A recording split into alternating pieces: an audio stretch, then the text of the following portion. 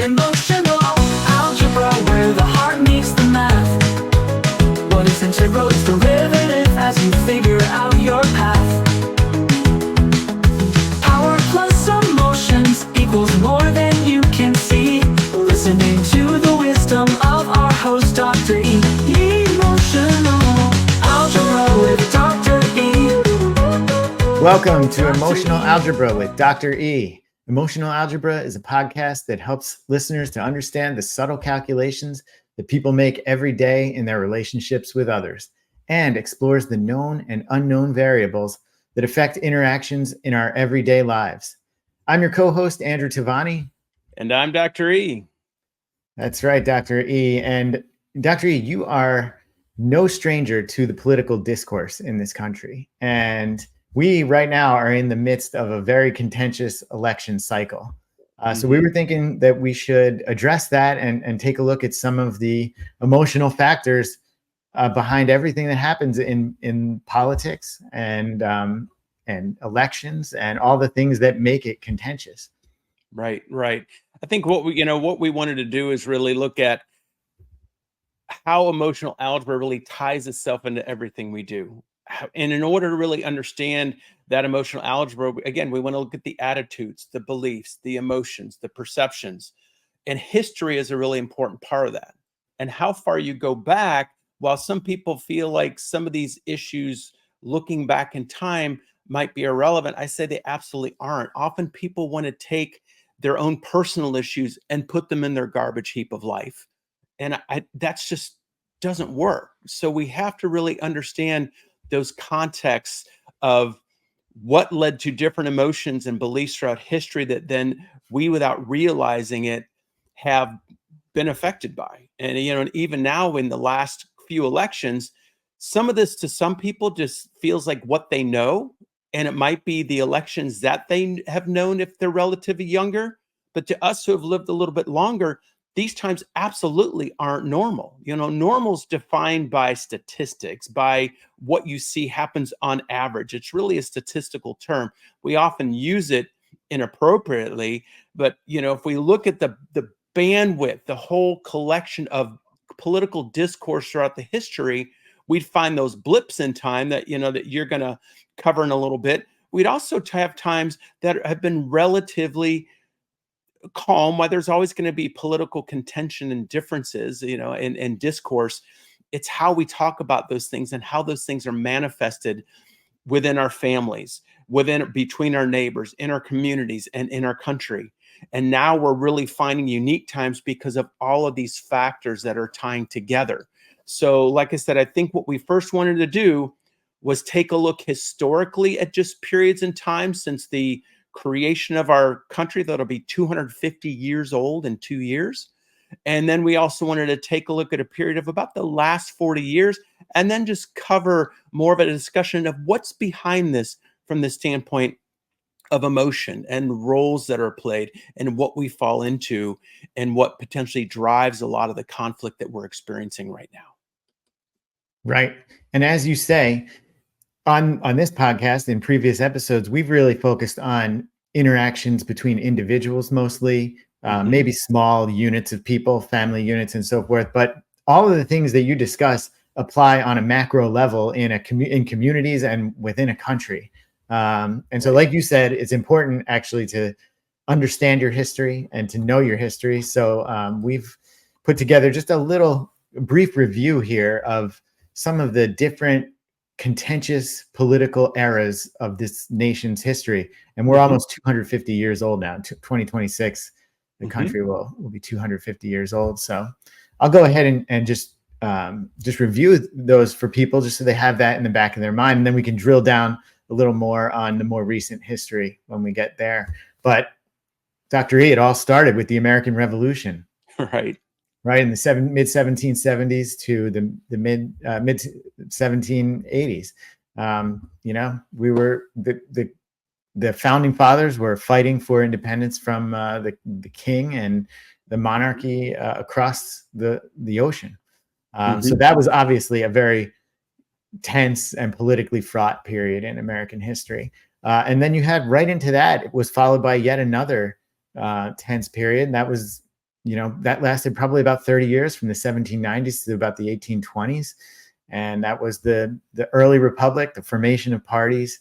And then, as you were talking about, there was a relative calm after that. And of course, there was discourse, and there was contentiousness throughout that period, but it wasn't until really the Civil War that things really came to a head in this country, like they've never come to a head before or since.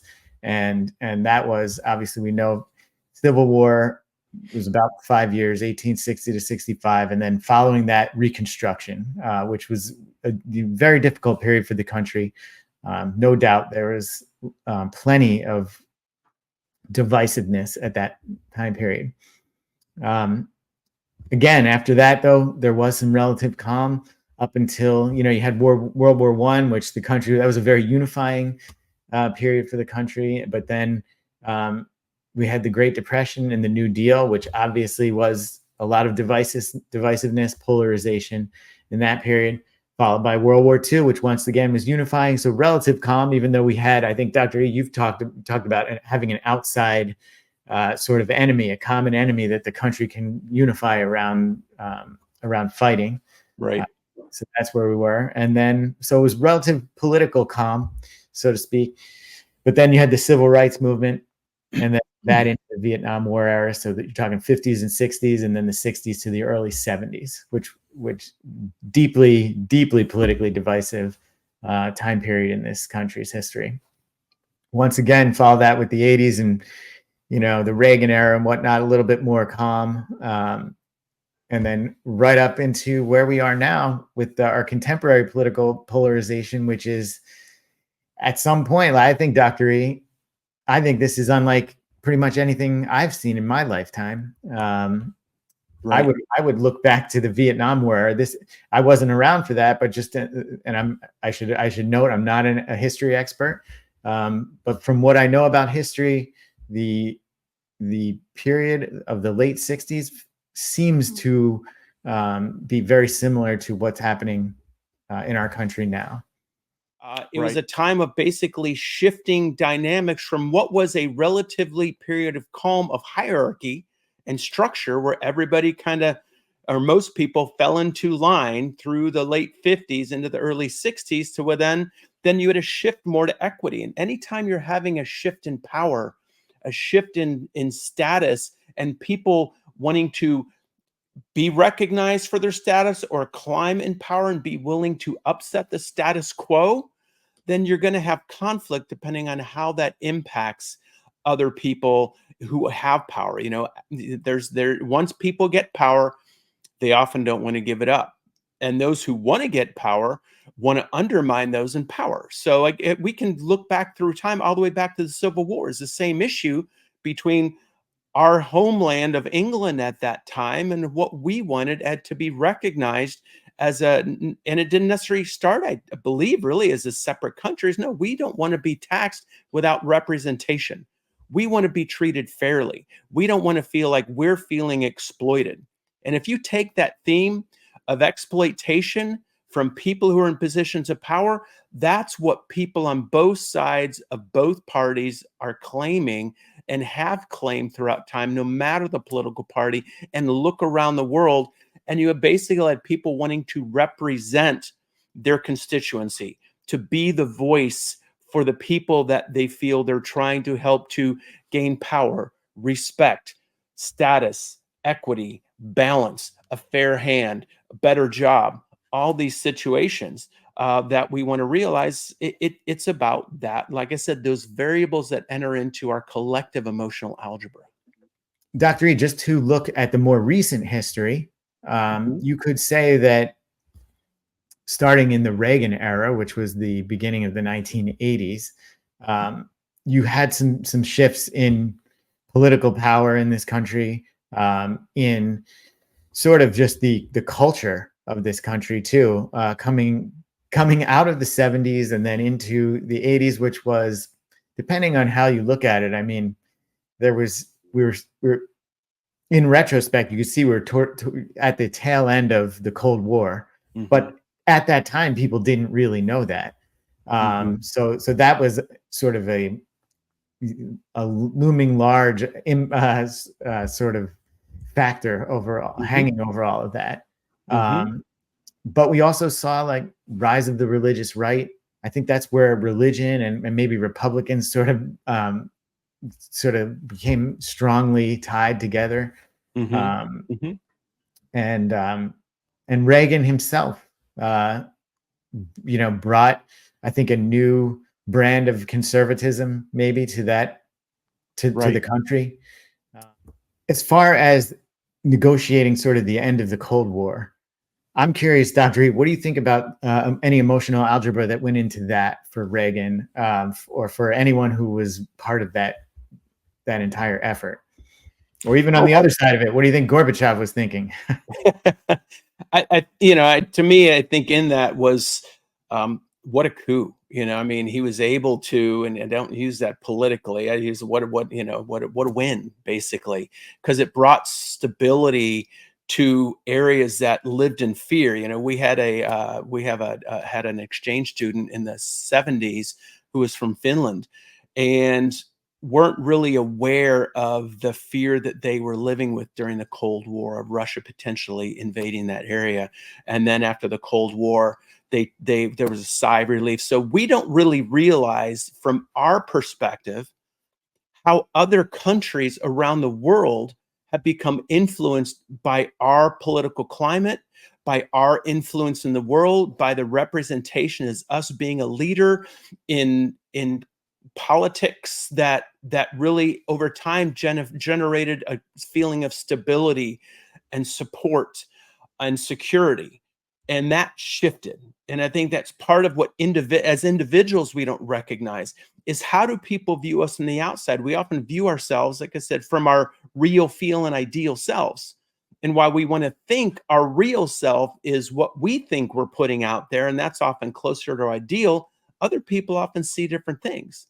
And that's what we want to recognize as a nation, too, is most people that I've talked to really just kind of diminish or minimize how other countries and people in other countries have seen our politics change over time and how it seems to be much more divisive, contentious, how it seems really to feel pretty scary to some countries that have really kind of looked to us to be the vision of stability and of comfort and to the future and support. So as some of our views pull us back to more nationalism, other countries are like, well, who's going to lead the way? And that can leave a vacuum. Just like when we might have taken care of people around us in our families, and then I need time to take care of myself. And those people around us who we cared for can feel like, what are we going to do now? I think we want to look at a broader level too, and look not only at just the influence of what's going on in our country, but how does that trickle down to other areas around the world and even create instability and allow for the rising of some more of these authoritarian governments and situations. And you look at Haiti in a situation where, in essence, gangs are running parts of that country because of the political instability there. That it's not that we didn't have any role in that either. At times, we've had roles in Haiti and many other countries in helping create stability and also potentially through lack of influence, maybe influencing some of that instability as well. Now, I want to take a look at talk about Reagan and some of the things that happened during his presidency or his era. He leaves office in 1989. I want to fast forward from there to when Mhm. things got really contentious again, and that was the late 1990s with Bill Clinton being impeached. And Mhm. I do think that seemed like a turning point in American politics. Mhm. Um, what do you think about some of what was happening there? What was really happening? Why was Clinton impeached? Why did Republicans go after him so harshly? And what? How did that sort of reset any way that political parties were going to use emotional algebra for their ends, their political ends going forward? Well, I think you feed mistrust in your leaders, and our country classically, and people around the world classically find fault with their leaders to undermine them. We almost want to bring them down a peg. But then those people on opposing political parties often absolutely want to diminish that person's power, because of what they're trying to do is then set up the next time of election, or the next time of upheaval, or even for those times when the government's overthrown, to say we're the answer, we're the rescuer. And we're going to get to that slide again in a little bit. But even at that time, I think that we want to look at that history is often going to be written by the winners.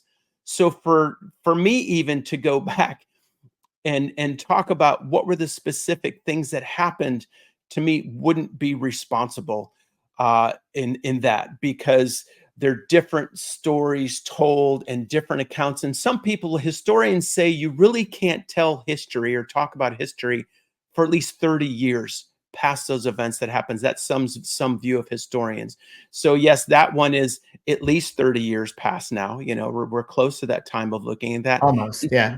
And still, to me, the accountability of those times it could still be fuzzy math, to use a reference from that time. Absolutely. The dust is still settling, right? Yeah. on But that. what I think we see, in the point of which I really feel like you're addressing, is go to Nixon, and they used impeachment with him, the threat of impeachment. And even there are some Republicans who were alive back then who said that he was kind of railroaded out of office, even with evidence. And then you look at Clinton, who there's evidence, who is potentially almost railroaded out of office with using that tool/weapon of impeachment, moving all the way up to the present, where you had Trump with his impeachment trials, and then you move up to many threats of impeachment with Biden. So I think what's happening is more and more we're using that threat to undermine our executive branch with that concept of impeachment, almost hoping that they'll fall in line, or working on the next political cycle. And that's where, to me, we're eroding our trust in leadership.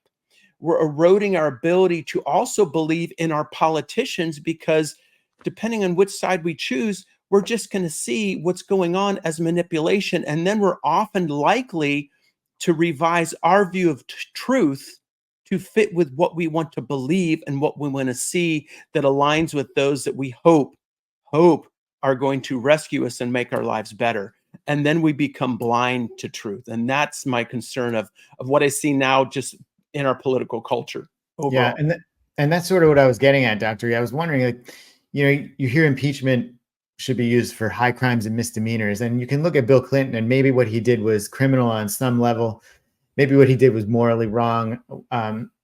That's sort of not even part of this discussion. But was it really an impeachable offense? And maybe technically it was, but politically, was it even a wise thing for Republicans to do? Did they just open sort of Pandora's box on that? And now everyone's weaponizing impeachment and using the threat of impeachment to just, get whatever political, short-term victory they can get. Yeah. And I often talk about, arrogance is the downfall of empires as a single emotion. Arrogance, to me, is a shield of false pride. And if you look at our country, and we often our leaders and many people who live in our country will tout our country as the greatest country in the world, the most powerful country in the world. And while there's many things that we can feel proud of, I think we're leveraging arrogance to the point to where over the last 40 years, it's been hurting us. If you just want to look at, let's look at our industry, the auto industry for many years, was really the greatest, one of the most powerful industries in the world. People bought American cars all over. And then Japan built up their industry, and they had better quality cars. The arrogance of that industry in America really started producing cheaper cars. They rusted all the time. They didn't last as long, whereas you could find a car from Japan and it would last a long time, and so you have that. And I'm just going to go now through our history. And I do believe we see a decline of the work ethic of our kids in our last few generations. I see a sense of loyalty in our country. And I am not a believer in blind loyalty. I believe that we want to look at pragmatic loyalty And that's one of the things that I see politically. If we want to look at that with some of the things that are factors right now, is to make a statement that some people could see, with their own emotion. I feel like Republicans, they say Republicans fall in line, Democrats fall in love. I think Republicans will support their candidate and their elected officials no matter what. They don't really divide easily. Democrats will often seek truth and they will pick that person apart to make sure they're accountable. And that accountability has also affected through the press that leaned more left at times, and is leaning. I think we definitely have those now. We have siloed effects of the media where you have clear right leaning media and left leaning media, but they didn't care who you were. If you do something wrong, the people in the press are going to pick it out. And are they going to potentially pick it out more if they're leaning left for people on the right? Absolutely. But Clinton, in some ways, he had nowhere to hide. And, you look at some of these other issues through time, when the issues with Hillary Clinton and her laptop came up, that was being reported all the time across the platforms, and they continue to report it. So I think we have to look at even up to some of what happened with Biden and Hunter Biden and some of these issues. They don't leave much room to hide.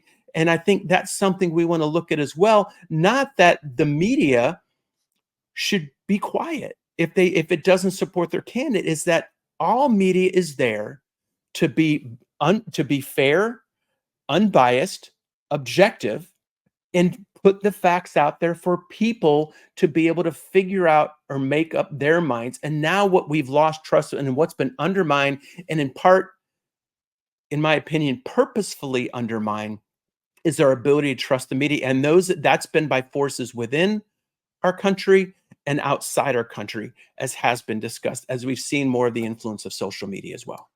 And in terms of the forces within the country, why do you think there's forces that are trying to undermine the media, and how Americans can have an ability to make up their mind? Because if we, as who want to lead you, have potentially inconvenient issues, or we feel like we're not getting a fair shake because of our ideal view of self or the way we maybe choose to view ourselves, we're going to want to control the narrative. We control the narrative. That if you look at many countries that are dictatorships, people talk about Russia, their government controls the narrative of their media. China, their government controls the narrative of their media. You look at a lot of different countries, you have more dictatorships. You could probably, again, go back through history and find many, many times where when the government was controlled or manipulated by the media, it allowed for more things to happen that happened in darkness that should have happened in light. And in that, the ability to manipulate those who are subject to your rule are the things we really want to look at. And when people saw the ability to at times weaponize the media, and now there's a compromise of trust in the media, it's still happening. But now that's why I said where we're picking silos on who we listening to, how we're listening to, we're missing truth. I just had a discussion with somebody, just in general about politics this weekend. And I said, we're often argue over who's right and what's right. And right is not truth. Right is often litigated and decided by those who it's based on emotion, and it's based on cherry picking data. We can cherry pick data from anything. And statistically, you could show that 2 plus 2 could equal 3. So we want to look at how do we get back to that sense of really seeking truth and not just wanting to vote for our team or root for our team, or because we think that that's the way, when if we look at statistics, we might find other inconvenient truths, borrowing from a politician, that might help us to see a broader function, but that might not work with what politicians want you to believe. And that's the key, is we're responsible for really seeking truth, each of us, not relying on others to find truth. I hope this podcast doesn't have people looking at me and saying he's right. about all this stuff because, again, right and truth are different. I hope it inspires you to look inside and seek your own truth and seek your own what you thought were rights that might not have been fully right, or look at your things you defined as wrong or bad or weak and see the value of maybe seeing their goodness in them, their validity in them, and how they can help you to grow as you learn through this whole journey. And I think that creates a whole different outlook of the future. This whole issue of our politics that we're discussing, to me, is about helping to see our ways through it, to help people look for solutions and to understand the roles that have been played throughout time. Whether we, yet again, we want to look at times from the Clinton era, we want to look at what happened with Obama, we want to look at obstructionistic approaches to our political climate, how that's affected our economy, how that's affected our trust, how it's affected our media, how it's affected us on Main Street, on Wall Street. We have, remember the times where we had the marches on Wall Street. We had the other issues that came up with Black Lives Matter. That we can look at all these situations where people said no more, and there were political spins that happened that kind of turned it to the advantage of those who wanted to promote that story or diminish that story. Yeah, and you're talking about the media as well, and trust in media and all, and some of the more recent events that you just brought up there coincided with not just a changing media landscape, but this new media, social media that came on, and then that's sort of a tech innovation, technology innovation that is thrown all in there too, and the way people used it and the way the tech companies themselves used it all had a factor in how many of those things played out. Right. And there were, there's a lot of history into how Obama really leveraged social media, that he used it well to get young people to vote. He understood that generation and really got them involved that way. And now you've seen since then, yeah, like we said, the weaponization of social media and those owners of those platforms who are making sure that the voice is heard. And again, it's not about, I don't want this to become about conspiracy either, because conspiracies are based in mistrust. They feed fear. They come from feelings of betrayal, and they're based on often mistruths or truths that are then woven into these bigger issues. So I had a friend of mine years ago say, conspiracies rarely ever are true, because how many people can't keep a secret? For some of these massive conspiracies to be true, you have to have a lot of people collude together in that and align together in carrying off these conspiracies. So he said, I just don't buy it. I just think there's a lot of things going on that are playing into these outcomes. And that, when you have somebody who's absolute control, it's easier to have a conspiracy play through and really not be true. When you have people who fall in line and want to believe in what they want to believe in, no matter what, it allows those things to play out. So even when presented with history, it doesn't matter what absolute history is, because that history, absolute history, would be based in truth. But what people want to see is what they want to align themselves with. And again, I'm not talking about either political party. I'm talking about both and all, and really human perspectives and how we evaluate life and situations. I think the conspiracy thing is interesting. I mean, sometimes though, the conspiracy theory turns out to be right. It does, and it can. And that's what I'm saying, is who was guiding that conspiracy, and where was it controlled and managed, and where did it grow and foster? I think it's a good time to take a look back at some of your graphics, your visuals here to just remind people of sort of the roles that are played. Right. So in this, if you remember, just a couple weeks ago, in the timing of release of the podcast, we covered the roles that people play. Last week's podcast was about conflict escalation. So I always encourage people, go back and rewatch these to get a better context. But these roles that to me are really played in political circles or spheres, as I have up here, often. So for you listeners, I have 5 spheres up on the screen here, and each of these spheres can play different roles. So the first role that's played is the victim. The victim is the person that something happened to. So in political spheres, your politicians want to claim that you are a victim. And if you are a victim, something happened to you. So in that victim role, often the victim feels like the little circle, you know? So in order for there to be a victim, there has to be a persecutor. Dun, dun, dun. So that's where then the opposing political politician becomes the persecutor, and they have to be labeled that way. Anybody above a victim can be seen as a persecutor technically. So I have the victims under the small circle, the persecutors under the second, third, and fourth circles going to larger size. The big circle I left unclassified right now. The last role is the rescuer. The rescuer, by definition, has to have more power than that persecutor. Why? Because they have to have the power, the status to crush the persecutor and rescue the victim. So in our political culture, the majority party often has the power, even more power at times than the president. But if the president and so the executive and legislative branches are in alignment, they have a lot of power to legislate who the rescuers are, who the persecutors are, and then you have other balancing parts of our government. Which one of those is the media? The media often was there to help create balance. If we destabilize that balancing force, or we weaponize that balancing force, it's going to feed more imbalance. So when I talk about equity, this was really how our country was created, from it trying to create an equity model. It wasn't absolutely based on equity. Go back to Greece, and they had the agora where everybody had their stone or whatever they called it, that they'd vote with from an absolute democracy, and democracy ruled. We have a republic where we elect representatives to vote on our behalf.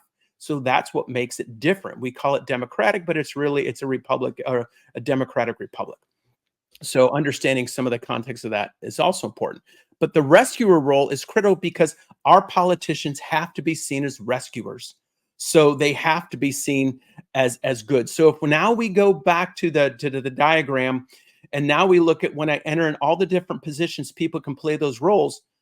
A victim can be in every circle or sphere up there on my roll of 5 circles, except the big circle. There doesn't necessarily have to be a rescuer. And a lot of times in our world, people don't believe there are rescuers. There's persecutors and them. Persecutors and the rest of us. Or it might be all persecutors and a single victim. So then what happens when you have that victim, that victim can do a couple things in that. Sometimes you have this, where another role that we get in here now is instigator. So who can be the instigator? Everybody. So a victim can even instigate. And that's when we see that victims might instigate to cause a conflict, because sometimes they want to see who comes to their rescue, or they want to undermine the status quo so that they might be able to find, how can I rise to positions of power? That's often what we see. So if we continue, when you have a victim and there are no rescuers, because the victim feels like, or victims might feel like, there's just persecutors out there, the victim can either play the justified persecutor or learned helplessness role. Most people who are leaders of countries, religions, or even businesses want people to work with them or work for them that are smart enough to advance their position, but not so smart that they can overthrow them or figure them out. So we can look at at political systems throughout time, and possibly even sometimes in our history, and find where maybe that's been the case. So in this, when we have people who feel that learned helplessness, they fall in line. They do what they're told. They don't believe that there's anybody who can rescue them, so they just give up. If we want to go back to what's led to some of this conflict, I look back to, I think Trump really emboldened people who were kind of silent for years because they felt like they didn't really have a voice, even in the Republican Party, to represent it. And he fired them up. He found that base, and he fired up that base, and he has done what he's done to really mobilize that. And again, so what has to then be spun to represent that? And people feel like and see that there's things that he did, that he felt, that they felt made their life better. And then you have the situation of those who feel disenfranchised from people who might follow democratic people who are wanting to lean more towards, I've done this and nothing's helped me, and I'm helpless and I need you to take care of me. There's a difference to me between a handout and a hand up. And when I go to Haiti, I always say, I'm not here to give you a hand out. I'm here to give you a hand up to help you to rise up so that you can have a better life and work to create your life. But there are no handouts. And I think people often look at the ideas of what people on the far left end are giving more people hands outs versus what people want to see themselves who look at the far right is they want to feel like they are giving a hand up and they're taking that hand up and doing something with it. So it's a different in views. The ability for that political, again, the rescuer, a person who wants to be seen as the rescuer, to manipulate that is much higher. However, if we continue back to that second role of the victim, they can also play that justified persecutor.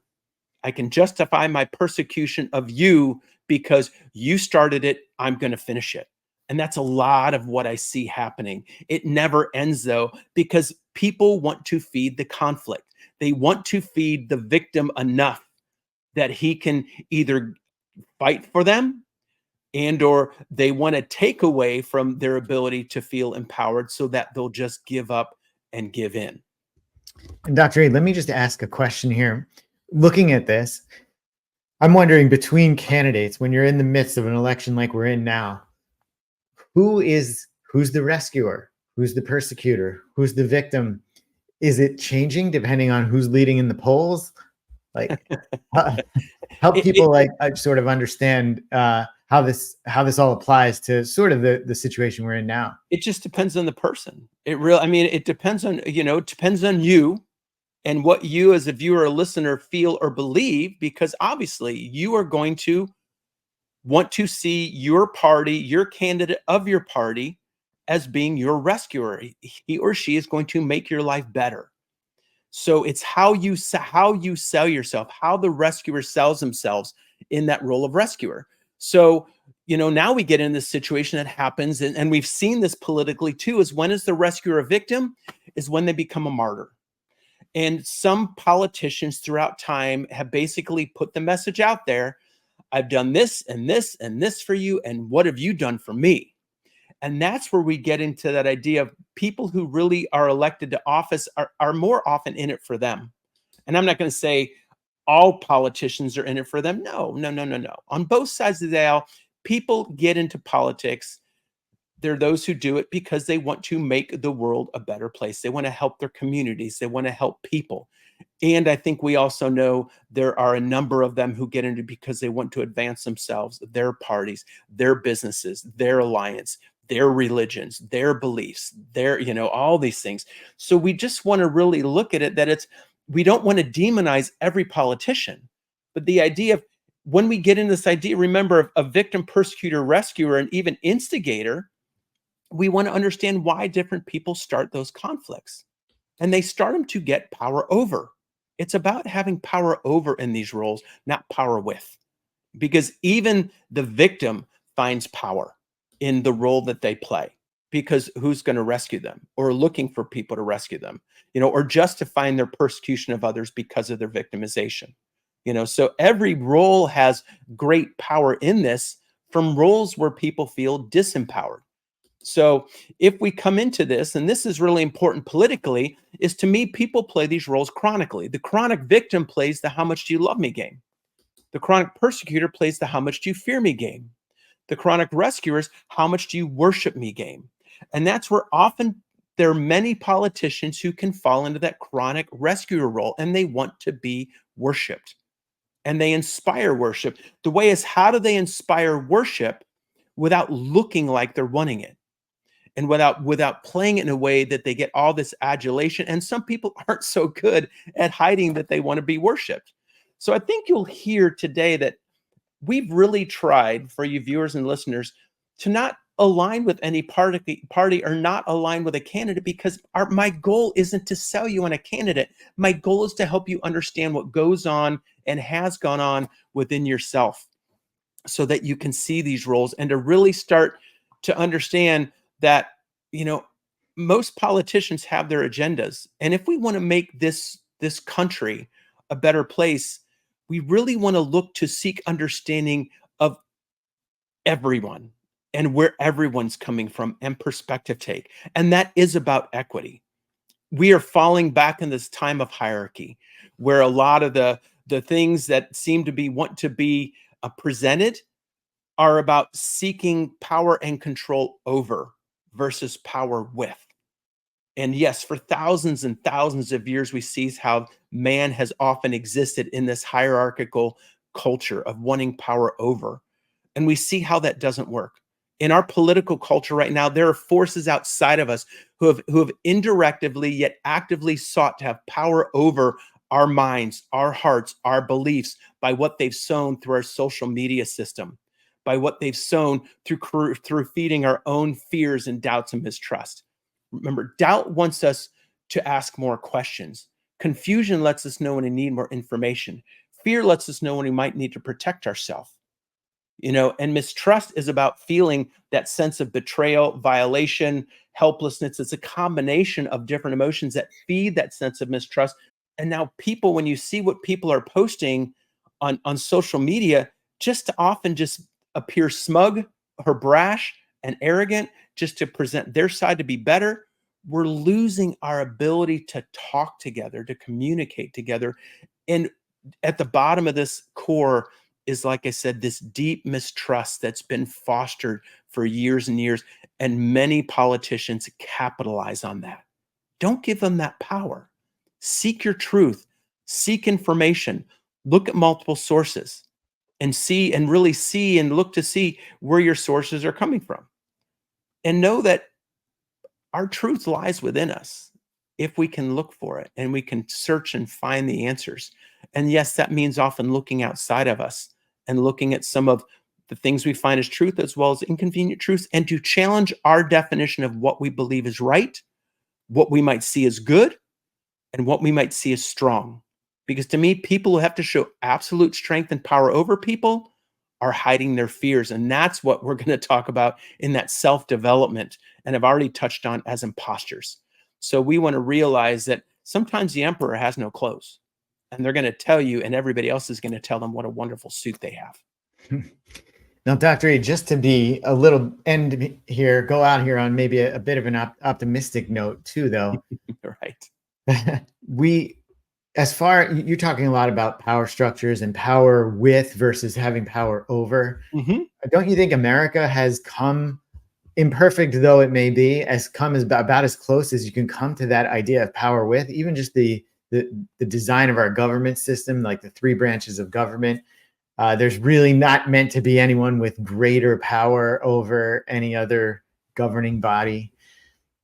What do you think about that? Are we close? Are we closer than any other country maybe has come? Remember why we wanted to introduce the history of all that time of political contentiousness in those eras was to help people to see how resilient our country has been over time.